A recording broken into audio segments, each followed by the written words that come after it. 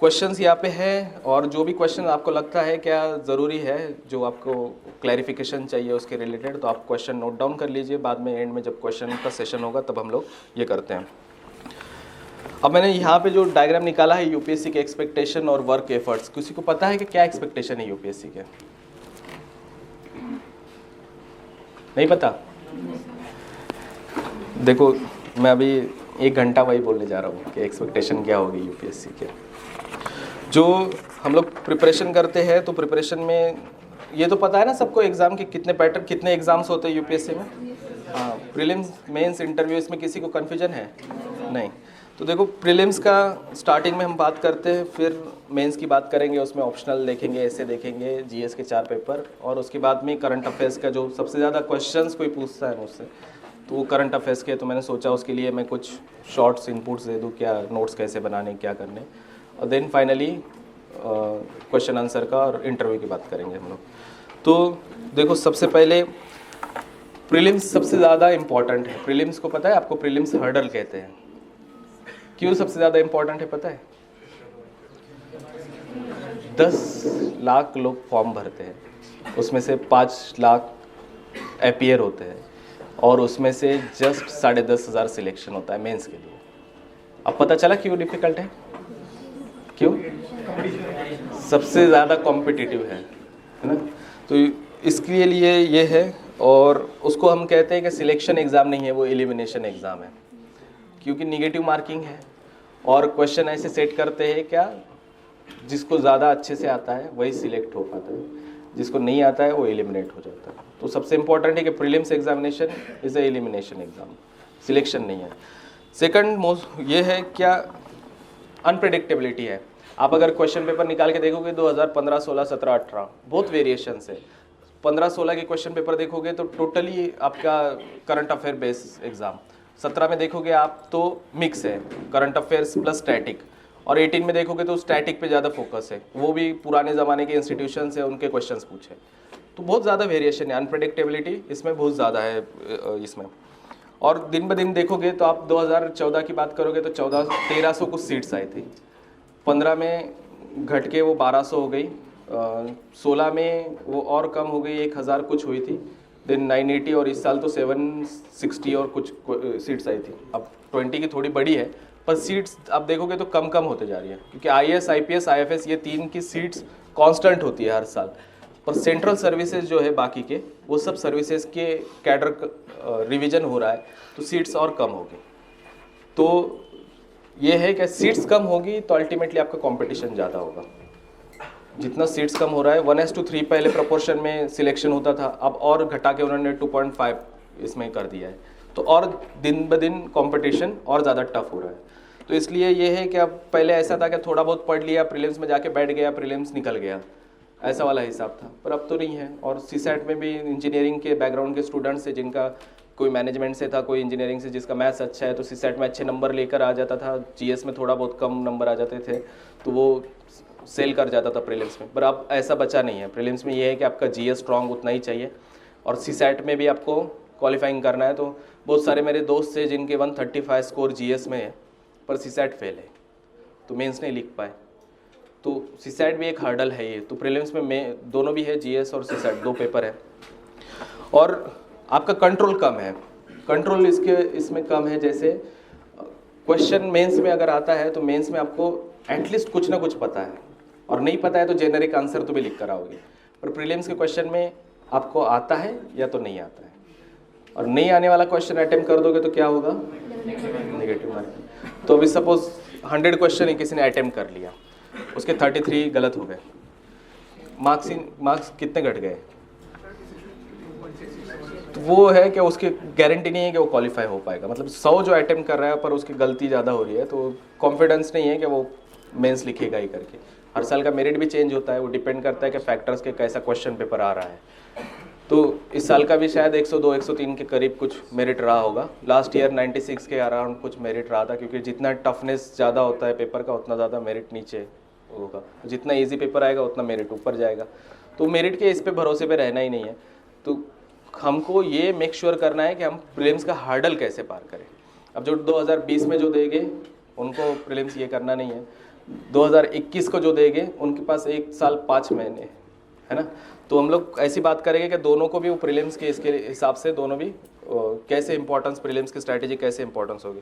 मैंने जब दिया था तो मेरा फर्स्ट और सेकंड अटेम्प्ट दोनों भी प्रीलिम्स पास नहीं हो पाया था। बहुत सारे क्वेश्चंस होते हैं जब प्रीलिम्स पास नहीं होते, आप प्रिपरेशन कर रहे हो और प्रीलिम्स ही पास नहीं हो पा रहे। मेंस में जाके बहुत सारे स्टूडेंट्स हैं जो फेल हो जाते हैं, पर उन पे कोई क्वेश्चन मार्क नहीं लगाएगा कि मेंस फेल हो रहा है। पर आप जब प्रीलिम्स पास नहीं होते हो तो बहुत सारे क्वेश्चन मार्क खड़ा हो जाता है। फिर आपके प्रिपरेशन पे फर्स्ट स्टेज ही आप पास नहीं कर पा रहे हो तो घर वाले ऑब्वियसली यही पूछेंगे कि फर्स्ट स्टेज ही पास नहीं हो रहा है तो आप सेकंड थर्ड क्या पास होगा, तो बैठ जाओ घर पे ही।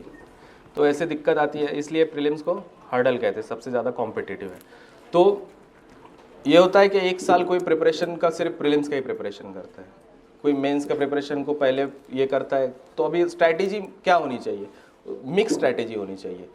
स्ट्रैटेजी ऐसी क्या, प्रीलिम्स का जब अभी जो 5 महीना है अभी तो हमको सिर्फ प्रीलिम्स पे ही फोकस करना है, जो 20 पे दे रहा है, जो 21 पे दे रहा है उसको पहले मेंस का पढ़ाई करना है, उसके बाद में प्रीलिम्स में, और साथ में वो प्रीलिम्स की भी थोड़ी बहुत जो भी है करंट अफेयर्स रिलेटेड ये है वो प्रिपरेशन कर सकता है। तो अब देखो मैंने ये करता हूँ कि अब जैसे मैंने बताया कि आपको डिफ़िकल्टीज़ क्या है प्रीलिम्स में, इसलिए वो हर्डल कहलाता है, पर उसके अगेंस्ट जाके वो ईजी क्यों है प्रीलिम्स, पास करना कैसे अप्रोचेबल है, कैसे पास कर सकते हैं। एक तो ये है देखो कि ये है रिकॉग्निशन देन रिकॉल एग्ज़ाम। आपको कुछ चीज़ें ऐसी होती है कि आप गेस कर सकते हो। अब सपोज एक एग्जांपल है, मेरे स्टेट से आता है और मुझे पता है कि वेस्टर्न घाट का नागपुर वाला क्वेश्चन पूछ रहा है कि नागपुर वेस्टर्न घाट में है या नहीं। अब मुझे पता है कि नागपुर वेस्टर्न घाट में है नहीं, मैं मेरे स्टेट से हूँ तो मुझे पता है वो ईस्टर्न साइड में है, वेस्टर्न घाट वेस्टर्न साइड में है, दोनों में कोई लॉजिक ही नहीं, कोरिलेरी नहीं है। तो मैं क्या करता हूँ कि 4 ऑप्शन दिए हैं उसमें नागपुर वाला ऑप्शन से उसको एलिमिनेट करता हूँ। एलिमिनेशन कर लोगे आपके तीनों भी हट जाएंगे, एक क्वेश्चन का आंसर मिल जाएगा। तो इसमें आपको कुछ ज़्यादा पता नहीं था पर आपको गेस कर लिया, हो गया। तो ये है कि आपको रिकॉग्निशन है यहाँ पे, मतलब आप गेस कर सकते हो आंसर को। सेकंड एलिमिनेशन टेक्निक है, क्या आप जैसे मैंने बताया कि एलिमिनेशन कर सकते हो। थर्ड ये है क्या, क्वेश्चन वहाँ पे दिया हुआ है, आपको आंसर भी वहीं पे है, बस आपको आपका दिमाग लगाना है, उसको सॉल्व करना है, आपकी एनालिसिस यूज़ करनी है। और क्वेश्चन जो सेट करते हैं तो ऐसा सेट करते हैं क्या जो स्टैटिक पार्ट है, ऐसे भी बहुत सारे यूपीएससी क्वेश्चन पूछता है, क्या उसको मैं एलियन क्वेश्चन कहता हूँ, कि जो किसी को कुछ पता ही नहीं होता है। कितना भी पढ़ लो आपको उसका आंसर ही नहीं मिलेगा, तो आपको इंटरनेट से ही ढूंढना है, तब जाके पता चलेगा कि अच्छा ये भी चीज़ होती है करके दुनिया में। तो ऐसे क्वेश्चन भी होते हैं, पर वो पैटर्न ऐसे सेट करते हैं कि अगर आपका थॉरली प्रिपेयर हो तो आप इजीली आप प्रीलिम्स क्वालिफाई कर पाओगे। इतने क्वेश्चंस आपको आ सकते हैं कि आप ये होगे। तो दिक्कत कहाँ आती है, दिक्कत ये होती है कि हम लोग निगेटिव मार्क्स कितने ज़्यादा ये कर रहे हैं, कितने करेक्ट आंसर लिख रहे हैं और कितने रॉन्ग आंसर लिख रहे हैं। अब जैसे मैंने 1 2 3 स्ट्रैटेजी बताई थी मेरी प्रीलिम्स के रिलेटेड, तो 1 2 3 स्ट्रैटेजी में होता क्या था कि मैं फर्स्ट वाला जो क्वेश्चन है अटेम्प्ट वही करता था जो इस पर मैं 100% श्योर हूँ कि ये क्वेश्चन अगर मैं इसका आंसर लिखूंगा तो मुझे पता है कि इसका आंसर यही है। आर्टिकल 14 राइट टू इक्वलिटी है, ये मुझे 100% पता है कि राइट टू इक्वलिटी है। आर्टिकल 19 कौन सा है, freedom of speech and expression, मैं 100% श्योर हूँ कि यही है। 10 शेड्यूल किसका है, कॉन्स्टिट्यूशन का 10 शेड्यूल किसका है, एंटी डिफेक्शन है, एंटी डिफेक्शन है, और वहाँ पे ऑप्शन है, मुझे 100% पता है कि यही आंसर है, तो मैं फर्स्ट उसको मार्क करता हूँ। सेकंड ये था कि मैं 50-50 हूँ, जिसमें कि मैं कुछ चीज़ों में 50% श्योर हूँ पर एग्जैक्टली मुझे उस वक्त आंसर नहीं पता है, तो मैं उस वक्त ज़्यादा अपना टाइम वेस्ट नहीं करते हुए उसको साइड में सेकंड 2 मार्क करके और छोड़ देता था। और तीसरा क्वेश्चन जैसे मैंने बताया एलियन क्वेश्चन है, जिसके बारे में आपको कुछ पता नहीं है। मैकब्राइड कमीशन पूछा था यूपीएससी ने 1 साल, किसी को पता है मैकब्राइड कमीशन क्या है? नहीं पता है। ये यूनेस्को का टेलीकम्युनिकेशन रिलेटेड रिपोर्ट दिया था मैकब्राइड कमीशन ने, उसके कमेटी बिठाई थी यूनेस्को ने। तो ऐसे भी क्वेश्चन यूपीएससी पूछता है, तो मैं उसको एलियन क्वेश्चन बोलता हूँ, क्या वो किसी को पता नहीं होगा, और बहुत जिसको पता होगा हार्डली 1% ऐसे यूपीएससी के कैंडिडेट होंगे जिनको पता हो। तो ऐसे 1 2 3 स्ट्रैटेजी थी। अब फर्स्ट वाले पहले पूरे मार्क कर लो, देन वापस से सेकंड पे आओ, और टाइम बचता है तब आपका दिमाग लगाओ।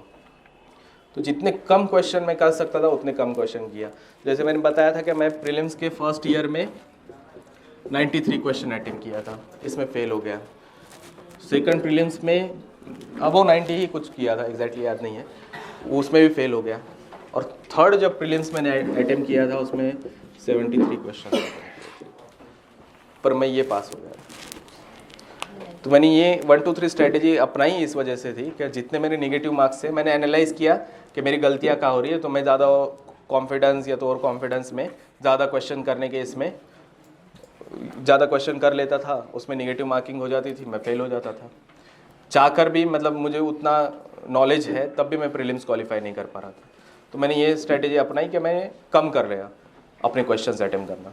तो 73 किया, निकल गया। उसके आगे भी मैं उस 4th अटेम्प्ट जब किया तो 4th अटेम्प्ट में भी उस वही स्ट्रेटेजी अपनाई, जितने क्वेश्चंस कर पाया उतने कर लिया। 4th में भी निकल गया, 5th में भी ये हुआ। अब एक्चुअल में ओवरऑल हम देखते हैं ऐसा, तो देखो किसी को 150 मार्क्स भी आते हैं प्रीलिम्स में, पर ये एक्सेप्शंस होते हैं। ओवरऑल पता है आपको कहाँ मेरिट लगता है यूपीएससी का? अब जब मैं हाँ नहीं 120 के ऐसा कोई नंबर नहीं होता है कि वहाँ मेरिट लगता है। पता है सबसे ज़्यादा जितने स्टूडेंट्स हो गए ना, मेजॉरिटी ऑफ स्टूडेंट्स, उससे 2 नंबर ऊपर पकड़ना मेरिट कभी भी। सपोज अभी आप दोस्तों से बात करोगे और नियर अबाउट एवरेज है कि 100 मार्क्स आ रहे हैं, तो हमेशा इसके ऊपर के 2 मार्क्स जो हो गए ना वहाँ पे मेरिट लगेगा। आप इस बार ट्राई करके देख लेना, जब प्रीलिम्स दोगे आप तो जितने आ रहे हैं उससे 2 नंबर ऊपर वालों के ही कट ऑफ लगेगा। क्यों? तो कंपटीशन जो होता है ना वो सबसे ज़्यादा इसके इर्द गिर्द होता है, सबसे ज़्यादा कंपटीशन यहाँ पे होता है। और उसके ऊपर आपको मार्क्स ला रहे हैं 2 मार्क्स, मतलब 102 आपको पकड़ के चल लो। अगर 100 की हम बात करें तो 102 आपको ला रहे हैं। अब 102 वाला क्या करेगा? प्रीलिम्स क्वालिफाई हुआ तो क्या करेगा? मेंस लिखेगा। 150 वाला क्या करेगा? मेंस लिखेगा। तो आपका एम क्या है? मेंस लिखना। तो आपको कितना लाना है? नहीं, ऐसा नहीं है। मैं ये बोल रहा हूँ कि आपको सेफ जोन में आना है, सेफ जोन में। तो आप इसके पीछे मत भागिए, आपको प्रीलिम्स का हार्डल क्रॉस करना है। वो मार्क्स आपके कहीं पे भी कैलकुलेट नहीं होने वाले। आप समझ रहे हो, इसको निगेटिव इसमें मत लेना, है ना। और कॉन्फिडेंस में मत जाना कि मुझे 102 नंबर ही लाने और उस साल मेरिट लग रहा है 115, है ना। बोले बाद में बोलोगे कि रियाज सर को फ़ोन कर रहे हैं और पूछेंगे कि रियाज सर ने कहा था कि 102 के मेरिट लाना है, तो मैंने 102 नंबर लेकर आया और मैं फेल हो गया। आपको बताओ क्या करूँ? इसका मतलब ये मैं बोलना ये चाह रहा हूँ कि आपको क्वालिफाई करना है। प्रीलिम्स मार्क्स मैटर नहीं करते, आपको क्वालिफाई करना है। तो आप वो एम मत रखना कि 150 लाने, 160 लाने, पूरा टाइम प्रीलिम्स में ही वेस्ट कर दिए। ऐसा नहीं, एम ये रखना है कि हमको प्रीलिम्स क्वालिफाई करनी है और मेंस लिखनी है, और आपके मार्क्स काउंट होने हैं मेंस वाले, है ना। पर उसके लिए सबसे इंपॉर्टेंट चीज़ है कि आपको प्रीलिम्स का हर्डल क्रॉस करना है। तो आपका एम यही रखो कि मुझे प्रीलिम्स क्वालिफाई करना है। अब प्रीलिम्स की स्ट्रैटेजी जब बात करेंगे तो प्रीलिम्स का कैसा है, सबसे ज़्यादा फियर जो होता है ना एग्जाम्स में वो प्रीलिम्स में होता है। प्रीलिम्स किसी ने दिया है इसके पहले? 1 2 3 4 ही 5। ओके, फर्स्ट डे पे क्या होता है? फर्स्ट डे नाइट जब होती है प्रीलिम्स के पहले, सबसे ज़्यादा फियर होता है प्रीलिम्स में। अब बोलते हैं ना फियर साइकोसिस, तो ये है ट्रैप है ये एक। आप अगर फियर में रह जाओगे, आपके हाथ पैर रात में काम करना बंद कर देते, पसीना छूटना स्टार्ट कर देता है कि यार मैंने जितना पढ़ा है क्या पता कल कैसे होगा, कैसा एग्जाम आएगा। रात में नींद नहीं आएगी, 3-4 बजे तक आप टाइम वेस्ट कर दोगे। सवेरे फिर वापस से जाके आपको प्रीलिम्स में सेंटर में पहुंचना है, नींद नहीं हुई है अच्छे से, दूसरे दिन एग्जाम भी सॉल्व नहीं कर पाओगे। फियर साइकोसिस है। अब आप सब सोच रहे होगे कि यार 5 महीने के बाद प्रीलिम्स से क्या पता मैं क्वालिफाई हो पाऊंगा क्या नहीं। सबको होता है, मुझे भी हुआ था। जिस दिन प्रीलिम्स होती थी उस दिन 8 बजे रात में ही सोना स्टार्ट कर देता, तो एटलीस्ट 11-12 बजे जाके नींद आती थी। 7 घंटे की नींद हो जाती थी, सवेरे उठ के प्रीलिम्स में चल जाता। तो ये है कि फियर है जो दिमाग में वो हटा दो। आपको वहाँ पे लग रहा होगा कि मैं यहाँ पे आया हूँ तब बोल रहा हूँ कि फियर हटा दो करके, है ना। पर अभी हमको समझता है, लास्ट के जो 2 अटेम्प्ट थे मेरे 4th और 5th, तब कोई दिक्कत नहीं हुई, तब फियर ही नहीं था प्रीलिम्स का, क्योंकि 3rd इसमें मेरा प्रीलिम्स निकल गया था और सही ट्रैक पता चला था। और ये था कि स्ट्रैटेजी है अपने पास, प्रिपरेशन है अच्छा, तो कॉन्फिडेंस था, तब दिक्कत नहीं आई। तो फियर साइकोसिस हटाना है तो क्या करोगे? सबसे इंपॉर्टेंट है कि आपका कॉन्फिडेंट होना चाहिए। कॉन्फिडेंट कब आए, कब होगे? जब आप क्वेश्चन पेपर सॉल्व करके कॉन्फिडेंस नहीं आएगा। जब आप खुद पे भरोसा रखोगे कि हाँ मेरा प्रिपरेशन जो हुआ है वो चीज़ें मुझे उस एग्ज़ाम हॉल में 2 घंटे में याद आएगी और वहाँ पे मैं पूरा एनालिसिस करूँगा, है ना। क्वेश्चन पेपर सॉल्व करके कॉन्फिडेंस आएगा, पर उतना कॉन्फिडेंस नहीं आएगा। वो एक पार्ट है कि जो क्वेश्चन पेपर आपको देगा, पर बाकी के प्रिपरेशन भी तो है। वो सब कुछ जब होगा, प्रॉपरली एनालाइज करोगे, तब आपको जाके ये होगा। मेन चीज़ ख्याल में रखना प्रीलिम्स के लिए, रिवाइज रिवाइज रिवाइज।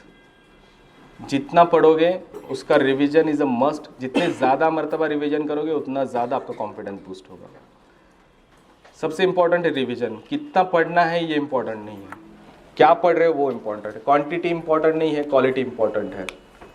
और को क्वालिटी का भी जो पढ़ोगे उसमें रिवीजन करना है। अगर रिवाइज नहीं करोगे तो आप कितना भी सोच लो कि मैंने इतनी सारी चीज़ें पढ़ ली है, एग्जाम में जाओगे क्वेश्चन ऐसा आएगा जैसे वो 3 वाला जो है ना, आप आंसर लिखे हो ना, इसका जो 3 लिख के आएगा उसको भी लगेगा कि मेरा आंसर करेक्ट है, जो 4 लिख कर आया उसको भी लगेगा कि मेरा आंसर करेक्ट है, पर आंसर करेक्ट क्या है 5। तो रिवीजन सबसे ज़्यादा इंपॉर्टेंट इसीलिए होती है। अब देखो, जब पढ़ाई करते हो तो जो भी पढ़ना है प्रीलिम्स के लिए तो उसको क्वेश्चन फॉर्मेट में पढ़ो। क्वेश्चन फॉर्मेट में ये कि मतलब मैं जब पढ़ रहा हूँ चीज़ें तो उसको ये एनालाइज करो कि इसको अगर कोई यूपीएससी क्वेश्चन बनाना चाहेगा तो किस तरीके से बना सकता है। अभी रिसेंटली एक केस हुआ, वो कुलभूषण जाधव वाला, है ना। तो आप आईसीजे के वर्डिक्ट की न्यूज़ पढ़े सबने, ठीक है, जितने बहुत सारे लोगों ने पढ़ी होगी। पर जब मैं पढ़ रहा था तो मैं ये सोचता हूँ कि यूपीएससी अगर प्रीलिम्स में क्वेश्चन पूछेगा तो कैसे पूछेगा, मेंस में क्वेश्चन पूछेगा तो कैसे पूछेगा। तो न्यूज़ पढ़ते वक्त ही ये ख्याल में रखना कि आपको यूपीएससी के पैटर्न पे क्वेश्चन कैसे पूछ सकता है। तो इससे होगा क्या कि आपका प्रीलिम्स रिलेटेड जब आप मॉक टेस्ट लिखोगे या तो एग्ज़ाम लिखोगे तो तब आपको वो पता चल जाएगा कि आंसर इसका क्या हो सकता है। जब आईसीजे का क्वेश्चन आ जाएगा ना, तब दिल में एक हंसी आ जाएगी कि अच्छा ये क्वेश्चन ऐसे है और मैंने जब पढ़ा था तभी ऐसे पढ़ा था और यूपीएससी ने उसी पे क्वेश्चन पूछा है। तो ये ऐसी चीज़ें कॉन्फिडेंस बूस्ट करती है। तो जब भी पढ़ोगे, जैसे भी पढ़ोगे, उसको ऐसे रिवर्स फॉर्मेट में पढ़ना। इसके क्वेश्चन यूपीएससी पूछना चाहेगा तो किस तरीके से पढ़ेगा, पूछेगा। 3 ये है उसका रैट। रैट में कैसे होता है,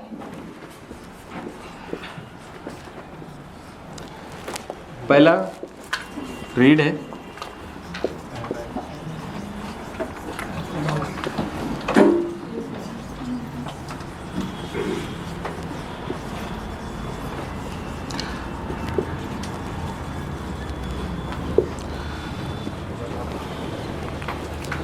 पहले तो पढ़ना है, उसके बाद उसको एनालाइज करना है और थॉरली अंडरस्टैंड करना है।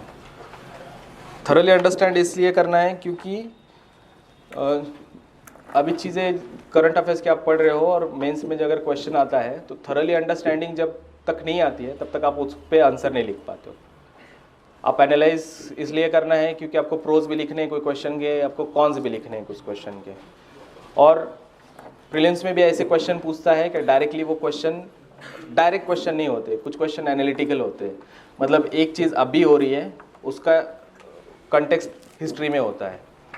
सपोज अभी इंडिया के हम लोग डिस्ट्रप्टिव टेक्नोलॉजी की बात कर रहे हैं और क्वेश्चन 1991 में कंप्यूटर रिवॉल्यूशन से पूछ लिया, या तो 2005 के टेलीकम्युनिकेशन रिवॉल्यूशन के बारे में पूछ लिया, और अभी डिस्ट्रप्टिव टेक्नोलॉजी है तो उसका कंटेक्स्ट पीछे होता है। 1991 में हमारे यहाँ पे कंप्यूटर आया और अभी हम लोग 4th इंडस्ट्रियल रिवॉल्यूशन के, तो ऐसा कुछ कंटेक्स्ट जुड़ा के क्वेश्चन पूछता है यूपीएससी। तो इसके लिए आपको रीड भी करना है न्यूज़ को, या तो जब पढ़ रहे हो कोई बुक को उसको एनालाइज भी करना है और उसकी थॉरली अंडरस्टैंडिंग भी रखनी है। तो ये रैट है। प्रीलिम्स के लिए सबसे ज़्यादा इंपॉर्टेंट क्या चीज़ है प्रिपरेशन में? मॉक टेस्ट सबसे ज़्यादा इंपॉर्टेंट चीज़ है। क्यों मॉक टेस्ट इंपॉर्टेंट है? कि मॉक टेस्ट देने से नो मैटर, देखो पहला मॉक टेस्ट लिख रहे हो 36 नंबर आ रहे हैं, 36 नंबर आ रहे हैं, वो मैटर नहीं करता है। आपका जो मॉक टेस्ट आप प्रॉब्लम सॉल्व कर रहे हो ना, वो आपके इसमें सिर्फ 25% का वेटेज रखती है प्रिपरेशन में, और 75% का जो वेटेज है ना, वो इसलिए है क्या, उसके जो आंसर्स हैं वो आंसर को प्रॉपरली एनालाइज करना है। तो वो 75% आप जब तक एफर्ट नहीं लगाओगे ना, तो आपके 25% का रोल कुछ नहीं रहेगा। मॉक टेस्ट जब लिख रहे हो आपको बहुत सारी चीज़ें हैं, जैसे अभी मेरे 2018 का क्वेश्चन था एम स्ट्रिप, ऐसे बहुत सारे क्वेश्चन थे जो मैं प्रीलिम्स में जब मैं मॉक टेस्ट लिख रहा था तब मुझे बिल्कुल पता नहीं थे, पर जब मैंने आंसर्स उसके जब एनालाइज किया था, बहुत सारे क्वेश्चन थे ऐसे जो मुझे प्रीलिम्स में डायरेक्टली यूपीएससी के एग्जामिनेशन में वो डायरेक्टली पूछे गए थे। तो आप 10,000 क्वेश्चंस कर रहे हो उसका इम्पोर्टेंस नहीं है, पर अगर 1000 क्वेश्चन किए हो और उसकी अच्छे से अंडरस्टैंडिंग है, वो क्वालिटी इंपॉर्टेंट है। तो जब मॉक टेस्ट दोगे तो एक चीज़ ख्याल में रखना कि हाँ देखो मॉक टेस्ट में टाइम कंज्यूमिंग है कि आप 2 घंटे की मॉक टेस्ट लिखोगे, उसके बाद में यहाँ तो टेस्ट स्टार्ट हो रही है शायद ना, 22 को टेस्ट सीरीज स्टार्ट कर रहे हो जांग सर, तो आप टेस्ट लिखोगे और टेस्ट लिखने के बाद में आपको अगर ये पता चलता है क्या मेरे 36 नंबर है, डिमोटिवेट हो जाओगे, जाओ एक्सप्लेनेशन के लिए, फिर मैं जाने वाला नहीं हूँ, क्लासेस नहीं करूँगा, आंसर शीट है वो भी फेंक दिया रूम पे जाके और कोई फ़ायदा ही नहीं है। पर ये एटीट्यूड से आपको प्रीलिम्स के वो हेल्प नहीं होगी। आपको 36 नंबर भी आ रहे हैं तो वो मैटर नहीं करेगा, आप ये सोचोगे यार 36 नंबर मेरे 18 ही क्वेश्चन करेक्ट हुए हैं, या तो जो भी नेगेटिव्स वगैरह पकड़ के जितने क्वेश्चंस करेक्ट हुए, जो मेरे रॉन्ग हुए हैं वो चीज़ें मुझे पता नहीं है, ये चीज़ें मैं यहाँ से एनालाइज कर लेता हूँ, यहाँ से आंसर ये कर लेता हूँ। तो आप जब वापस से वो चीज़ें आपको यूपीएससी के पेपर में आती है ना, तो वो चीज़ें आपको स्ट्राइक कर जाएगी और वो चीज़ें आप कभी नहीं भूलोगे। जो चीज़ें आपकी गलत हो गई है, आपने उसको एनालाइज करके आपकी करेक्ट कर ली है ना, वो चीज़ें कभी नहीं भूलोगे। तो इसलिए जितने मॉक टेस्ट लगाओगे उस मॉक टेस्ट के पेपर का एनालिसिस बहुत ज़रूरी है, वो इम्पॉर्टेंट है।